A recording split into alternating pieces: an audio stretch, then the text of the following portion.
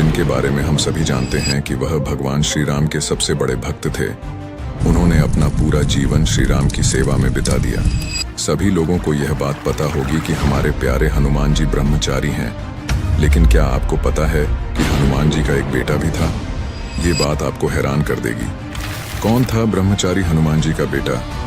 नमस्कार दोस्तों, आज के इस वीडियो में हम विस्तार से बात करेंगे कि यदि हनुमान जी ने अपना जीवन ब्रह्मचारी होकर बिताया और कभी भी पारिवारिक जीवन को नहीं अपनाया तो उनका बेटा कैसे हो सकता है, उनकी माता कौन रही होगी और यह कैसे संभव हुआ होगा। कहते हैं कि उनके बेटे का जन्म किसी स्त्री से नहीं बल्कि एक मछली से हुआ था और पूर्व जन्म में वह कोई अप्सरा थी।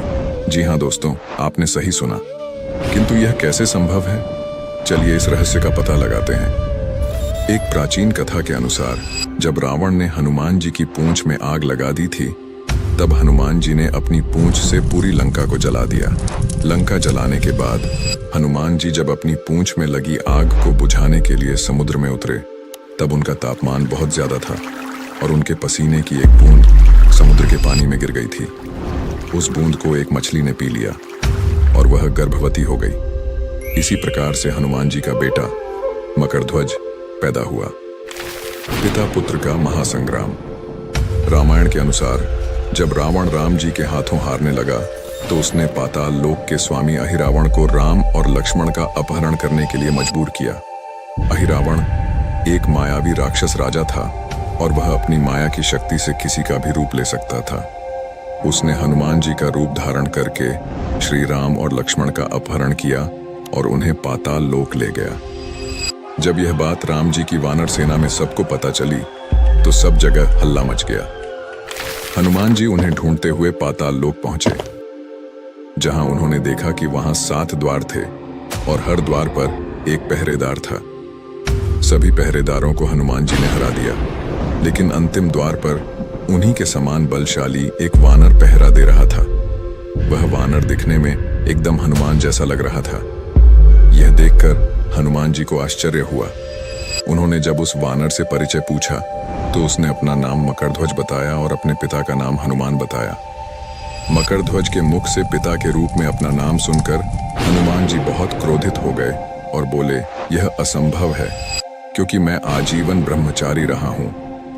हनुमान का परिचय पाते ही मकरध्वज उनके चरणों में गिर गया और उन्हें प्रणाम कर अपनी उत्पत्ति की कथा सुनाई। यह सब सुनकर हनुमान जी ने मकरध्वज को अपने गले से लगा लिया और मान लिया कि वह उनका ही पुत्र है, लेकिन यह कहकर कि वह अभी अपने प्रभु श्री राम और लक्ष्मण को लेने आए हैं। जैसे ही द्वार की ओर बढ़े वैसे ही मकरध्वज उनका मार्ग रोकते हुए बोला, पिताश्री, यह सत्य है कि मैं आपका पुत्र हूं, लेकिन अभी मैं अपने स्वामी की सेवा में हूं, इसलिए आप अंदर नहीं जा सकते।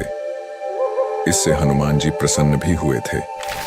द्वारपाल से पाताल लोक के राजा तक का सफर। हनुमान ने मकरध्वज को अनेक प्रकार से समझाने का प्रयास किया, किंतु वह द्वार से नहीं हटा। तब दोनों में घोर युद्ध शुरू हो गया। देखते ही देखते हनुमान जी उसे अपनी पूंछ में बांधकर पाताल में प्रवेश कर गए। हनुमान सीधे देवी मंदिर में पहुंचे, जहां अहिरावण राम लक्ष्मण की बलि देने वाला था। हनुमान जी को देखकर चामुंडा देवी पाताल लोक से प्रस्थान कर गईं। तब हनुमान जी देवी रूप धारण करके वहां स्थापित हो गए।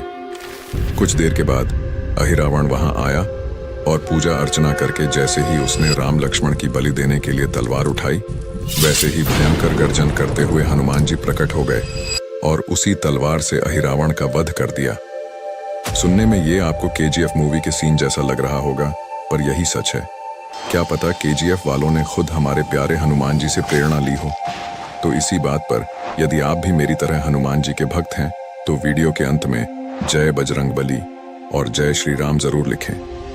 तो जब हनुमान ने राम लक्ष्मण को बंधन से मुक्त किया, तब श्री राम ने पूछा, हनुमान, तुम्हारी पूंछ में यह कौन बंधा है? बिल्कुल तुम्हारे समान ही लग रहा है, इसे बंधन मुक्त कर दो। हनुमान ने मकरध्वज का परिचय देकर उसे बंधन मुक्त कर दिया। मकरध्वज ने श्री राम के समक्ष सिर झुका लिया। तब श्री राम ने मकरध्वज का राज्याभिषेक कर उसे पाताल का राजा घोषित कर दिया और कहा कि भविष्य में वह अपने पिता के समान दूसरों की सेवा करे। यह सुनकर मकरध्वज ने तीनों को प्रणाम किया। तीनों उसे आशीर्वाद देकर वहां से प्रस्थान कर गए। इस प्रकार मकरध्वज हनुमान पुत्र कहलाए। दुनिया का एकमात्र मंदिर जहां हनुमान जी विराजे हैं अपने पुत्र के साथ। भारत के पश्चिमी भाग में स्थित तीर्थ स्थान बेट द्वारका एक धर्म भूमि है। यहाँ पर भगवान द्वारकाधीश का मंदिर होने के अलावा पौराणिक और दुनिया का एकमात्र ऐसा हनुमान मंदिर है जहां हनुमान जी अपने पुत्र मकरध्वज के साथ विराजमान हैं। इस मंदिर को डांडी हनुमान मंदिर के नाम से भी जाना जाता है।